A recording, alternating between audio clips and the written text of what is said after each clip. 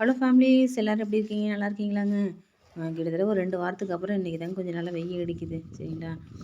நானும் அம்மா வந்துட்டு சோளத்தட்டு வெட்டுறதுக்காக வந்திருக்கோங்க. கன்றுக்குட்டி வந்துட்டு மேய்ச்சலுக்கு போகலங்க, வீட்டில் ஏதாவது கட்டி போட்டு வச்சுருக்கோம். அதனால சரி சோளத்தட்டு போட்டுடலாம் அப்படின்ட்டு அம்மா வந்துட்டு சோளத்தட்டு வெட்டுறாங்க. இங்கெல்லாம் வந்து சோளத்தட்டு தாங்க அதிகம் விடுவாங்க சரிங்களா. ஏன்னா வைக்கோல் வந்துட்டு ஒரு பக்கம் தண்ணி இருந்துச்சுன்னா வந்துட்டு நெல் எடுப்பாங்க, வைக்கோல் இருக்குங்க. வைக்க இல்லாத நேரத்தில் இது போல் சோளத்தட்டு போட்டு மாட்டுக்கான சோளத்தை போட்டு இதை போல் வைக்கோல் அடுக்கிறப்பல அடுக்கி வச்சுருவாங்க. காய வச்சு ஒரு 2 குச்சி 4 குச்சியை எடுத்து ஆட்டுக்கும் கன்றுக்குட்டிக்கும் மாட்டுக்கு எல்லாத்தையும் பொடிசாக கட் பண்ணி போடுவாங்க. இதே வந்து பண்ணை மாடு வச்சுருக்கவங்க மிஷின் இருக்குங்க, மிஷின்லேயே வந்து பொடிசாக கட் பண்ணி வந்துட்டு போட்டுருவாங்க. நாங்கள் வந்து 2 3 மாடு வச்சுருக்கறதுனால நாங்கள் கட்டையிலே கொஞ்சம் அப்பப்போ கொஞ்சம் வெட்டி மாட்டுக்கு போட்டுடுறதுங்க, கன்றுக்குட்டிக்கும் போட்டுடுறதுங்க.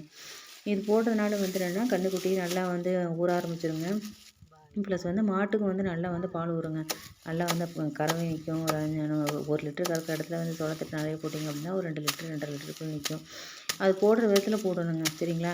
இது எப்படி வெட்டி போட்டோம் அப்படின்னா வந்துட்டு நான் வேஸ்ட் ஆகாதுங்க. அப்படியே வந்துட்டு சாப்பிட்டோன்னா கீழே அடிக்கம்பு மட்டும் தான் வந்துட்டு வேஸ்ட் ஆகும். இது வந்துட்டு நீங்கள் வெட்டாமல் நீங்கள் அப்படியே போட்டிங்க அப்படின்னா குச்சி அப்படியே விட்டுருங்க, அந்த தோகையை மட்டும்தான் சாப்பிடும்.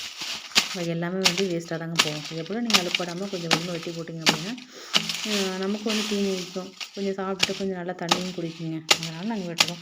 அம்மா கொஞ்சம் வெட்டிகிட்டு இருந்தாங்க, சரி அவங்களால வெட்ட முடியல அப்படின்ட்டு நான் கொஞ்சம் நேரம் அவங்களுக்கு ஹெல்ப் பண்ணிட்டு இருந்தாங்க. இப்படி தாங்க வெட்டி போடணும்.